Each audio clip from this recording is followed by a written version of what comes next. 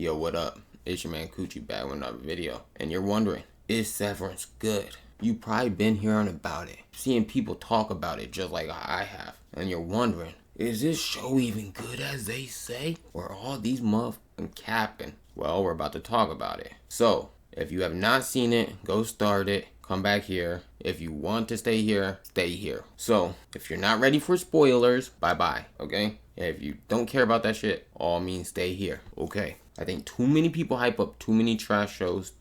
They just hype up. Too many people hype up trash everything.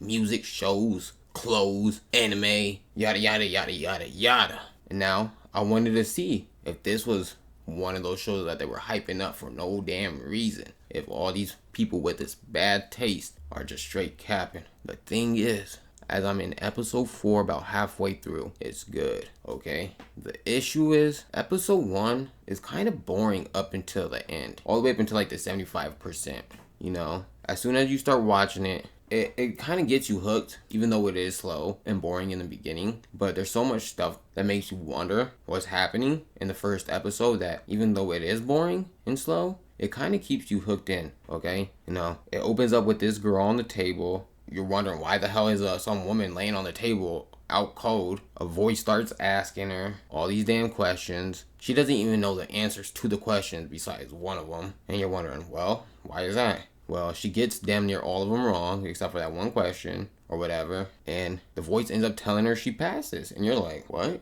How does she even pass if she only got one right, okay? Why is that the point? I'm gonna get there, okay? So, I'll just have this speculation. First off, I don't know, you know what I'm saying? This is only a speculation, only an assumption, since I'm only in episode 4. But I feel like there's a religion, something with religion has to do with this show, because in the first episode, this lady's talking about her mom and sinning and saints, yada yada yada. When these people end up getting in trouble at their job, they gotta confess pretty much their sins, what they did wrong, and all this other crap. And then there's a painting down in a hallway. So it makes me believe religion has something to do with this show, but I can be wrong because they only hint at religion in like a painting, or for instance them admitting the wrongs at work, or the lady talking about her mom and sinning, or talking about hell and stuff like that, right? So I could be totally wrong when it comes to that. But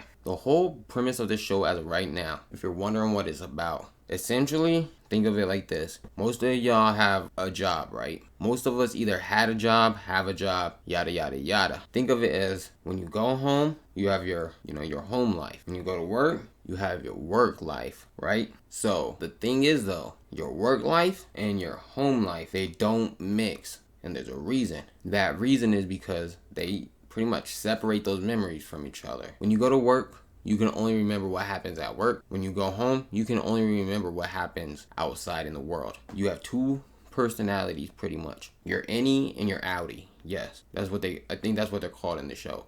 An innie and an outie. Your outie is your outside life, you know. When you're at home, when you're at the store, yada, yada, yada, going about, when you're off the clock. Your innie, that is your work life. But when you go into work, all your memories about your outside life cease to exist. Your outside life and your inside life, they don't know each other, okay? And you pretty much find that out pretty fast. Like I said, I'm only on episode 4. But it takes to the second episode to even figure that out, if you know what I mean? They don't tell you that stuff right away, but it eventually leads there. So if you try to go inside work, you know what I mean? Or if you try to leave work while you're on the clock, there's pretty much not a way, because as soon as you leave, there's somebody waiting for you to turn you back around. So you end up back inside until it's your time to get off the clock. Well, in the first episode, we find out there's this guy named Petey, or Peter, or Pete, whatever you want to call him, and they hint that he's not there no more. He's not working there no more, right? They don't show him. So the main guy, Mark, his neighbor, pretty much the boss. And now this company that he works for, the one that she's like the manager for, or the boss for, or whatever, she pretty much lives, that's his neighbor. So think of it like Facebook, you know how like I guess they have like dorms or houses now or some shit like that where they pay for people. I don't know. But I heard one time that Facebook had like a campus where all their employees can live. Think of it like that. So their job provides all their housing and shit, right? Well, his neighbor is his boss, and he doesn't realize that because outside his Audi, doesn't have memory because it's severed or cut or whatever you want to call it from the other life. So his outside life, his inside life, they're not mixing. So he doesn't even realize that his boss is his neighbor. And his neighbor is on some creepy shit. So his boss is on some creepy shit, right? We are told that this company is not a good company. Why? We don't know yet. Or I don't know yet. But they kind of hint at it like maybe they kill people. Maybe they're killing people and they don't even know it type shit. But ultimately, you can pretty much put in like a request to leave the job, but it has to get like accepted. So that's what happened to PD supposedly. He was able to get out the job, but when he got out the job, his memories started mixing, right? While he's doing things outside, he starts having memories of his inside job. But when he's having memories, it's not just memories. He's seeing this shit. So picture you're sitting somewhere, right? And you're memorizing it. All your memories pop up, but they don't just pop up in your head, they pop up in your eyes. So you can see literally everything, right? He starts remembering back when he was at work, but it blends in all together. So he's like still in his outside his outside clothes, but he sees everything in the office. And ultimately he's like having a nosebleed. And there's different departments supposedly. I guess there's one department where once you go to, you never come back. That I'm not really for sure. The lady that ends up getting in there in the first episode, she's dumb as hell. I'm not even gonna lie, I don't even like her. She's annoying. Why is she annoying? Because she won't shut the hell up. She talks too much. She's pretty much bringing heat on her. She's trying to figure out, like, as soon as she's there, she's trying to figure out a way out, okay? Why? I have no idea yet. But she's constantly trying to figure a way out. And it's like, girl, sit the fuck down somewhere. Like, you're gonna bring all this heat onto you. You're gonna get caught. You're gonna get everybody in trouble type shit. And she got a loud mouth. She's doing too much at the wrong time. You know what I mean? So, one point, she ends up trying to run up out the bitch. She tries to run up out the building. She ends up getting caught. She gets taken to this room. Ultimately, the loudmouth bitch, excuse my language, the loudmouth B word, she gets taken to this room, right? And they tell her, you gotta say what your wrongs, you do shit that you did wrong to the world, like type of, like, you're confessing your sins type shit. That's why I think it has something to do with religion, but I'm not for sure because they only hint at religion a couple of times. Other than that, they don't really talk about religion at all in this show, besides the lady talking about her mom and hell and the painting that's on the wall, and then them confessing their sins. But also, I forgot to mention, the elevator, it has like a message like detector, so you can't pass you're technically not supposed to be able to pass messages from your outside life to your work life, because then people start to wondering, you start figuring out what the fuck is going on. Like PD was able to map out like the whole entire building or some shit somehow. I have no idea, because he ends up dying. But you're not supposed to be able to pass messages from your outside life to your inside life, if that makes any sense. So like the elevator, it had like a detector. Well, when you go in the elevator, you see Mark. He looks like he like gets skinnier and like shorter. It's just to identify that he has two different lives, pretty much, because it's just to help the viewer know that he's going from outside life to inside life. But you kind of notice it in the first episode when he goes in the elevator, but you're not really for sure why it's like that at first until they tell you the elevator can detect shit. Well, back to old girl, right? She's over here trying to escape. Well, guess what? She goes up to the boss and says, I want out of this place before I chop my fingers off, right? Well, they're like, okay, we're gonna let you go. She leaves. Next thing you know, as soon as she leaves, she comes right back up the elevator. Why? Because somebody turned her ass around. And well, when she's in there, when she comes out the elevator, they sit her ass down in a chair, push the TV, they turn the TV on, and